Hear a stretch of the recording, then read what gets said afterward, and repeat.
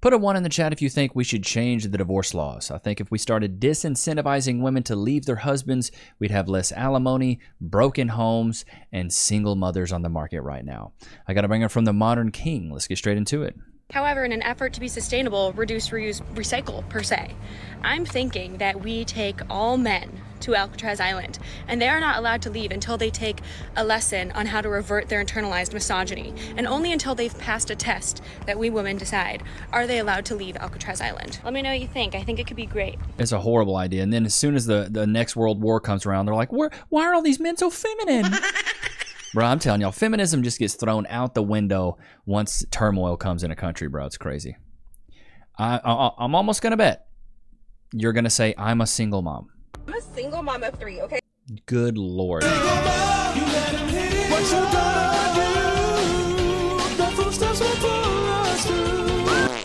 Lord have mercy. And regardless, I have to hold it down for my kids because I don't have a choice. I'm just so angry. Like, I just do everything for my kids on my own all the time. And it makes me so mad that you let 3 random dudes bust inside you? Is that what you're upset about? Are you upset at your own actions and choices? Is that what you're upset about? Doubt it. Guys just come out here and have babies and they don't for their kids. And let me tell you who's the real gangster. Because it's not you. It's not you that's been in and out of prison not taking care of your kids. Because I'm sure that a lot of you women can relate. The gangsters are the ones out here raising our kids on our own, trying to figure out. Because instead of making excuses, going to prison so we don't have to take responsibility. 4 times divorce, 4 times. Let's see, let's go. You tell me. Good Lord. What do you want to know? What is the most toxic thing that you've ever done? Okay, let's do this. All right, take them to court and then get a good divorce lawyer, of course. Take them for half of the retirement. Take them half of their property and then fight them for higher child support, okay? And a couple of years from now, hit you up for more child support every 3 years. Every 3 years, you go up from maybe 200 to 300 to 400 to 500. You bring it up to $2,000 per child. Per child. But I got 1 child right here. Kaylin right here. Her daddy paid. Yikes, bro. And I always say this single motherhood is a cycle. This woman knows this playbook like the back of her hand, like Bill Belichick at the last Super Bowl. She knows what she's doing, and what do you think she's going to bestow upon her daughter? This same strategy, bruh. Paying child support for her, of course, it always is. Somehow we've reached the point in time where women are now posting mental breakdown videos in their car, screaming and crying because they made eye contact with a man. The anger I get from making eye contact with a man is like so ridiculous sometimes. Look at the hives I just got, literally just from making I just got hives. What the? Eye contact with a man. I literally feel so disgusted. I feel like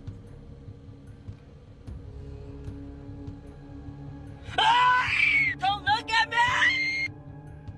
What? Don't go out in public then, dummy. Stupid. Yourself breaking out in hives and screaming in a parked car because a man looked at you is a new low. And a new ick. You see, this is exactly why men keep their eyes down at the gym. Because one wrong glance, and suddenly, you're the villain on a TikTok meltdown video. What's even crazier is she's getting praised and validated all over the internet. People saying, yes, queen, set boundaries. No, she needs help. This is not empowerment. This is a grown woman melting down in her car because she was acknowledged by another human being. I thank God every single day that I found a woman who is not like this. A woman who actually respects men, not a woman who walks through life assuming every guy is a predator. This right here is just emotional instability. Most guys go to the gym to just work out and leave, but women like this, they turn basic male existence into a full-blown trauma episode. It's not that men are scary, it's that some women are just so far gone. They've created some imaginary— Yeah, true, man. That's why body count matters, bro. That's why body count matters. These women got so much mileage, and there's nothing we can do about it as men. You know what I mean? Like, you got all this trauma. This is your trauma. This is something for you to process. You can't put that on me just because you've been ran through like a set of stairs. She's a runner, she's a track star. Imaginary villain just to stay angry. Recently made a video about this chick who started screaming and breaking out in hives because a man looked at her. Don't look at me! She saw the video, she didn't like it. One of my videos is playing viral, very obviously a joke. Like any normal person will watch that video and be like, oh, this is a joke. That's why I know creators have sent him so many messages talking about like people are trying to reach me at my job. I think it's just so crazy the fact that I am making a joke about not wanting male attention. Like incel final boss is directing all his hate at me from men specifically. Leave me the fuck alone. Instead of messaging me and saying I'm sorry, can you just take down the video? She proceeds to make another meltdown video talking about the violent thoughts in her head and how she's gonna send people to heaven. I don't need any more lessons. The next lesson, I'm gonna send them straight to heaven. I'm not even gonna say the most violent thought in my head. She finally messaged me saying she's getting hate and I should leave her alone. And the classic line, I was joking. Of course you were. It's always a joke after the meltdown goes public. This wasn't that deep. I reacted to something you posted online. That's how the internet works. But instead of owning it, you spiral, you threaten, you delete, you play victim, you blame me. This is exactly what happens when emotional instability gets an iPhone. It's not that men are dangerous. It's that sanity is rare. And women like this are proving it every single day. Listen, all I'm gonna say is if eye contact with a man sends you into a full-on breakdown with hives and screaming, dating is probably not gonna be your next step. Facts, bro. Therapy is. 民法典婚姻家事编司法解释2马上就要施行了。 Brothers, everyone pay attention. Starting from February 1st, the Judicial Interpretation 2 of the Marriage and Family chapter of the Civil Code has officially been implemented. This judicial interpretation consists of 21 articles, and many of the changes in these articles have truly caught those gold diggers off guard, especially the one about adding a spouse's name to the property title after marriage, which has undergone a huge transformation. You see, in the past, if the name of a spouse was added to the property title, many people would think that this meant half of the house was freely given to the other party as a gift. But now, this operation of adding a name to the property title has become completely different. The property that belonged to one person before marriage, even after adding the spouse's name, still belongs to the original owner. What's even more surprising is that in the past, if the parents paid for the house for their child and the names of both spouses were on the property title, the general public would think that the house was a gift from the parents to the couple. But now the situation has changed. The new rule clearly states that if the parents pay for the house will belong to the side of the parent who paid. In other words, the property belongs to whoever paid for it. For women, this means that marriage is no longer an insurance box. In the past, many women thought that after marriage, if their name was added to the property title, it was a kind of security from their husband. But now, if a woman does not have economic ability when it comes to divorce, there's not much she can take with her. In fact, she might end up with nothing. For men, the impact of this change is even bigger. Wow, that's awesome. I don't know if that's in America or what, but that's crazy work.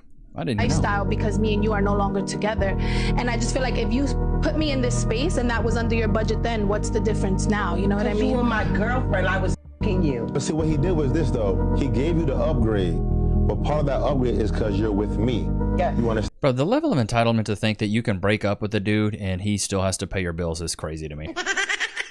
Like, I know we're not together anymore, but you could afford my lifestyle before. That's like if Cass and I split up and I'm paying all her bills right now. And she's like, well, you were paying all my bills back then when we were together. Why can't you do it now that we're split up? I'm like, because we're not together anymore, dude. Stupid. It is so dumb. Approach me in a parking lot because I just had a man approach me in a parking lot. So this guy, I am alone with my son, by myself, a woman, and Are you a single mom? a male approached me in a parking lot. He's, excuse me, miss, I don't know why in the he was approaching me or what he was trying to do. And before he was probably 30 feet from me when he said, excuse me, ma'am. And I turned around and I literally yelled at him and I said, do not approach me. Reasons to date a feminist. Oh my God. Screams insecurity. Did you just call me insecure? She screams it. Who? Me? Yeah. Did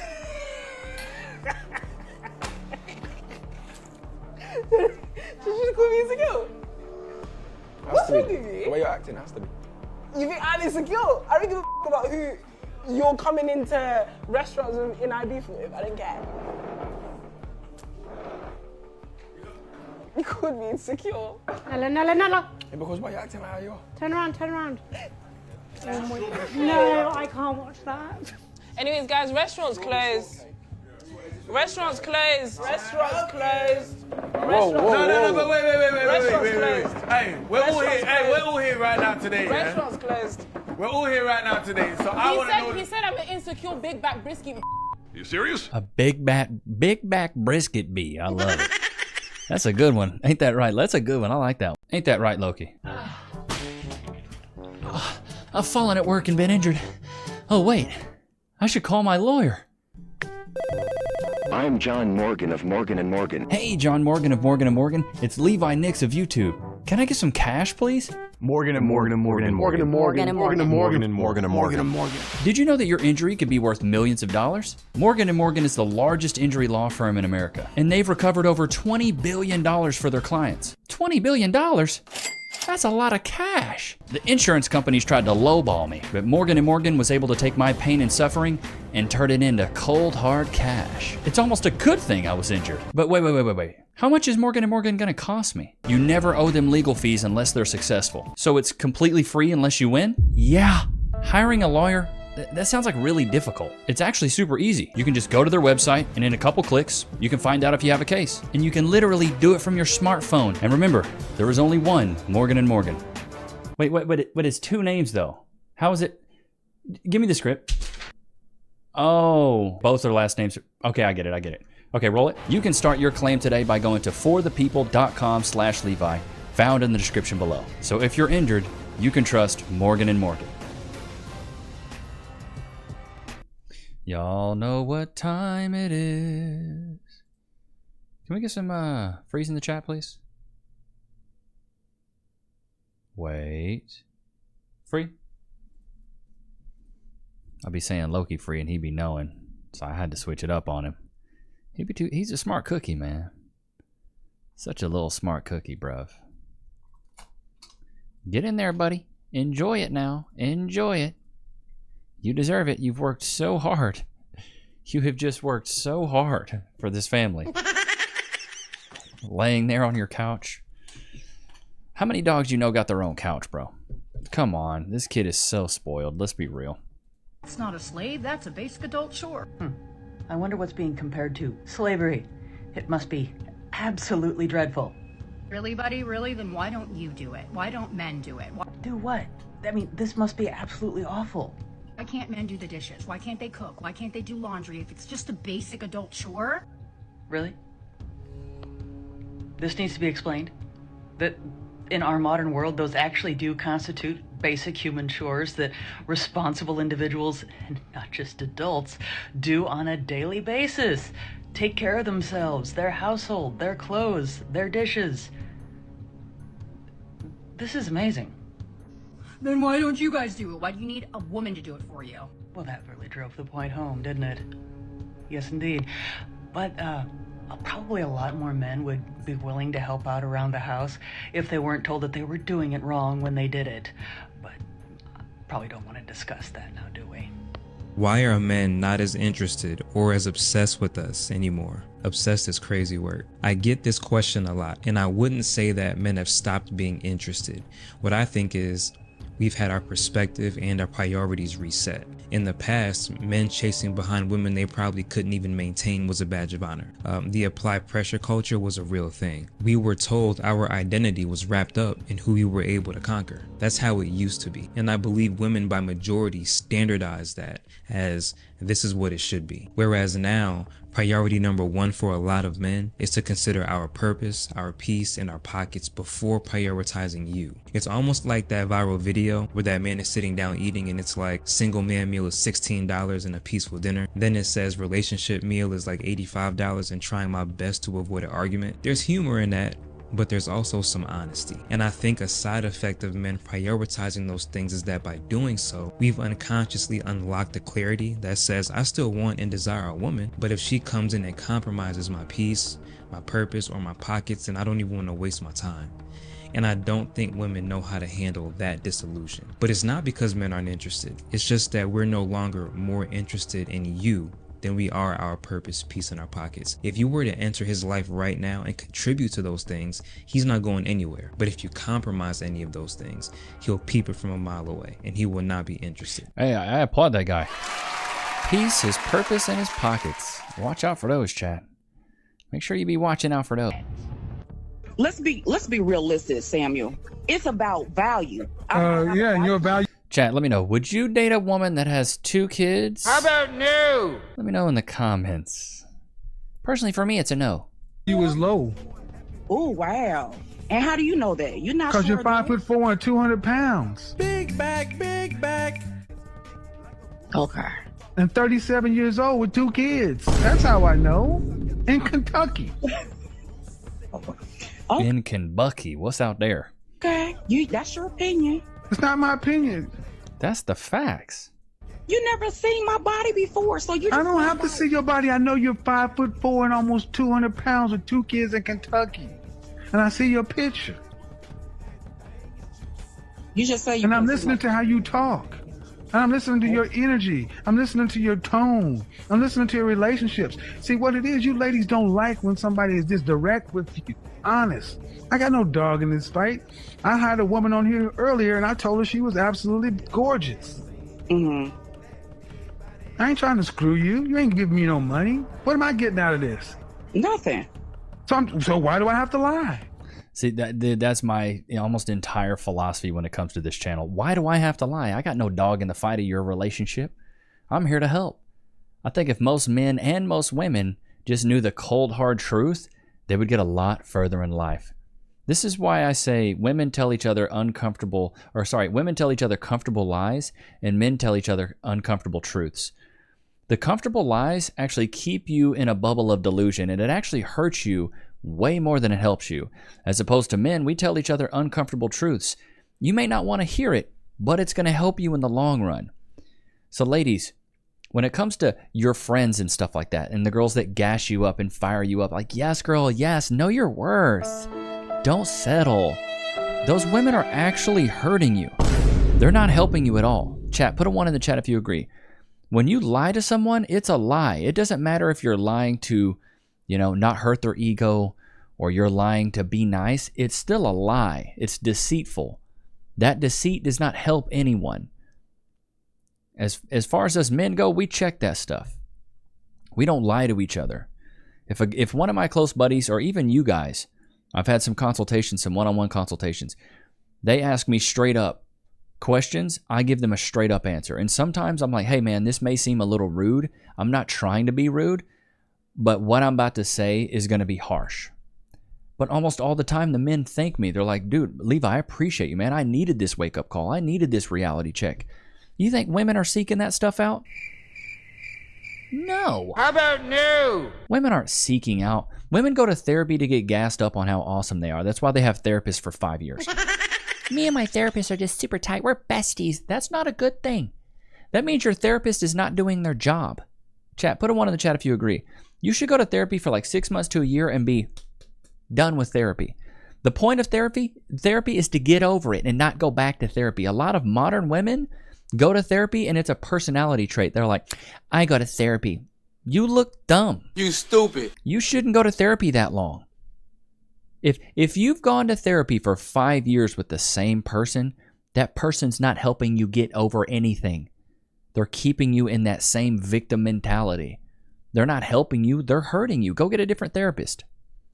The point of therapy is to get over it. And isn't America, let me just look this up. Do more Americans go to therapy than other countries? I want to know, because I'm pretty sure we do. Let's see here.